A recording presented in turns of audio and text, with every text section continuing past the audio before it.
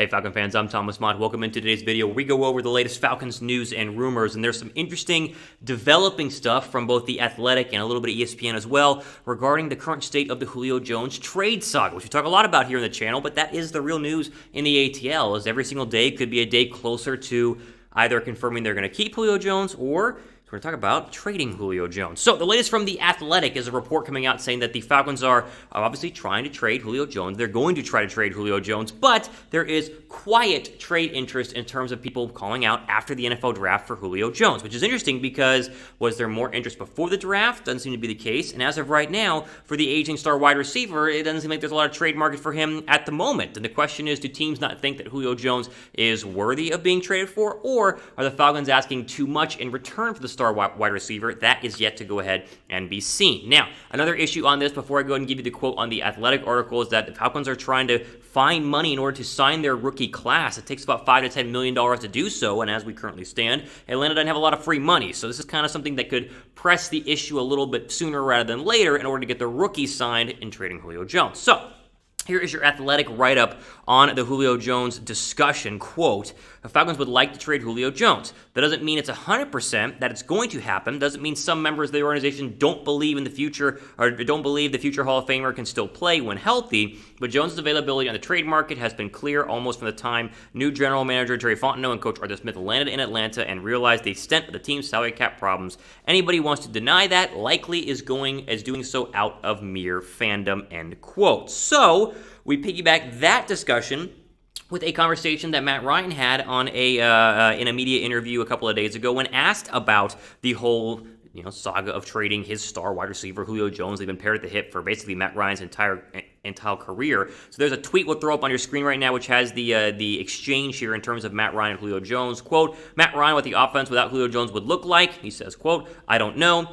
Said he didn't want to go down a hypothetical road, but, quote, he's probably impacted my career more significantly than any other player, end quote. What does this all mean? Literally, what does this all mean? Well, it means that Matt Ryan knows the trade is coming. Matt Ryan fully understands the current state of the Falcons' cap space. I'm sure he's talked to Terry Fontenot and Arthur Smith, and he understands that a Julio Jones trade is coming. Now, we've gone back and forth on whether that's actually going to happen, and as of right now, it doesn't seem like it's going to happen today, but it could happen in the future. But when Matt Ryan is openly talking about a Julio Jones discussion and doesn't want to see a future without him, that means that he's hearing behind the scenes that there's possibly a trade coming sooner rather than later. Now, ESPN had a report out talking about the teams that are interested currently in Julio Jones, and those are up on your screen right now. Ravens, 49ers, and Patriots. No surprise there, all football teams that could use a number one wide receiver to pair with their quarterback. And you go ahead with the Colts, Chargers, and Titans. We've talked about the Colts here on the channel before because the Colts have the most money out of all of these teams that could be looking for a star number one receiver. Now, if Jones is traded, then you look at the depth chart and you just bump everybody up. I think it's very obvious that Calvin Ridley becomes wide receiver 1. Russell Gage is expected to go ahead and be wide receiver 2. And then it will be an open competition for the number 3 slot, whether it's Olamide Zaccheaus, Frank Darby, who apparently they find very high on, the late round draft pick out of Arizona State, as well as a guy like a Christian Blake who got a couple of reps last year in a Falcons uniform and obviously at the wide receiver position. So this all ties a bow around the idea that, yes, a Falcons Julio Jones trade is in the works, and they're trying to make it happen. Whether they are asking too much is probably correct, but yet to be seen. And it seems like even guys like Matt Ryan, who are probably the most connected to the organization in terms of the Julio Jones discussion, seemingly reading the tea leaves show that a trade could possibly go ahead and be coming sooner rather than later. And Matt Ryan does not seem to be pleased about it, but we know Matt Ryan's a company man. He's a good Falcon in terms of he's tied to the organization, and I'm sure he'll say the right things to the media if and when the time comes. What is your confidence level in a Julio Jones-less offense in Atlanta? Like if they do not go ahead they do go ahead and trade Julio Jones and he's no longer in that offense, what is your confidence level in that Falcons offense on a scale of 1 to 10? 1 being like not confident at all, like this is a terrible move, or 10 being like, no, listen, Kyle Pitts, Calvin Ridley, and the rest of the offense with Matt Ryan, the offensive line, I'm very confident in. Give me your level of confidence down below right now.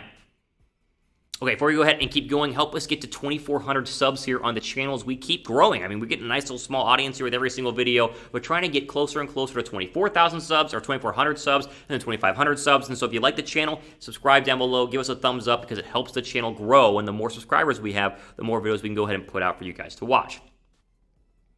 I jump into some more Falcons news and rumors today, and let's get into the latest on Grady Jarrett, who's been I think more of an unsung story, a very quiet behind-the-scenes story so far this offseason, but one that needs to be mentioned, as The Athletic has a new report coming out today talking about how the Falcons have not discussed contract extensions with Grady Jarrett at all this offseason. That's from Jeff Schultz at The Athletic, and it's a very interesting proposition that he makes there in a report that he makes, because you're talking about probably the best defender, I mean easily the best defender the Falcons currently have on their roster, who, yes, is signed not only this year but next year as well, but could be using a contract extension not only to help the team out, save a little bit of money, but also lock him down to be a Falcon for the foreseeable future. Right now, he's due about $13.5 million in base salary in 2022. He's due similar to that here in 2021. And so you could see a scenario where they try to, one, extend him, which is weird. They haven't started that conversation yet, in order to free up money, because a longer-term extension, you spread the money out and you get money to go ahead and sign that rookie class. That is the big problem right now. Or two, maybe Atlanta tries to trade Grady Jarrett if they can't get a contract extension. That kind of be the tea leaves I'm reading right now, and possibly could be a discussion. Here was Jeff Schultz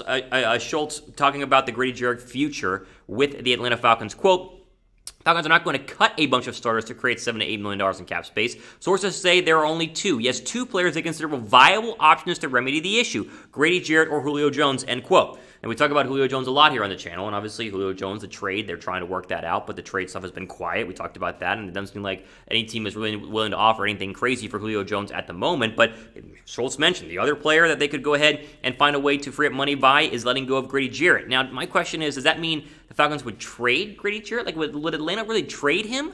Or would they just try and restructure the deal? That way it's more team-friendly and extends him out longer going forward in the future. Not really sure what happened there. But you got to remember that a Grady Jarrett cap hit in 2021, it's like $20 million. It's like 20.83, which is third highest behind Matt Ryan and Julio Jones. So you see why this discussion is being had. If you can find a football team that would take that cap hit, then maybe you have to do it just to be able to have some sort of cap relief. Obviously, you don't want to, because the Falcon defensive line is trash right now in terms of overall prospective, sacking ability. Let's just be honest. We don't know what Dante Fowler is going to do next year. And all these younger guys that they, of course, drafted, like a Taquan Graham, Marlon Davidson last year, John Kaminsky. I mean, there's no guarantee that any of these guys are going to be good. And if you're going to get rid of your favorite and best defensive lineman, you might even be worse than what you were the past couple of years, which is saying something. So they shouldn't trade Grady Jarrett, but it does seem like that could be a possibility, just based on the fact that they are in a cap situation that they really cannot get out of unless they figure out a way to deal Julio Jones and then Grady. I think obviously due to age and production, currently, you'd want to trade Julio Jones over Grady Jarrett, because Grady is younger and I think an overall more important position in the National Football League as a defensive lineman, as a pass rusher, than a wide receiver.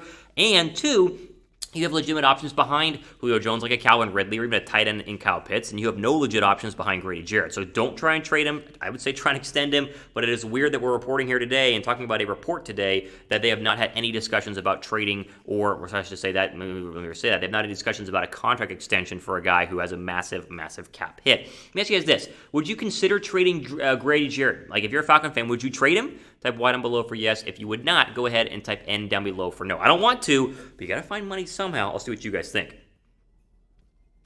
Ultimate Report today here on Atlanta Falcons Today. Again, make sure you guys are subscribed to the channel, as more videos are coming every single day, essentially. It feels like every single day, as we try and get you guys the latest and greatest Falcons news. We're doing our first Falcons mailbag video, answering some subscriber questions in a video coming up the next couple of days. So subscribe, that way you're notified when that goes ahead and hits the subscription box. Again, Ultimate Report today here on Atlanta Falcons Today. I'm Thomas Mott, signing off for the rest of your day.